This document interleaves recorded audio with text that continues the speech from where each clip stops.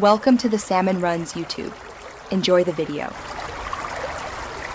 In this video, I will explain how to replace your Nissan Juke key fob battery. First, gather your essential tools. You will need a small flathead screwdriver and a new CR2032 coin cell battery.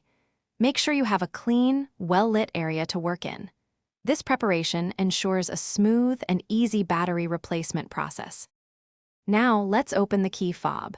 Look for a small slot, usually near the key ring attachment. Gently insert your small flathead screwdriver into this slot. With a careful twist, the two halves of the key fob should separate easily. Be gentle to avoid damaging the plastic casing. With the key fob open, you will see the old battery. Take note of which side, usually the positive side, is facing up. Carefully pry out the old CR2032 battery.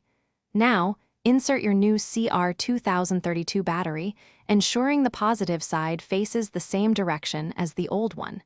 This is crucial for proper function. Finally, it's time to reassemble your key fob. Carefully align the two halves of the casing. Press them together firmly until you hear a satisfying click, indicating they are securely closed. Once reassembled, immediately test all the key fob's functions to ensure everything is working perfectly.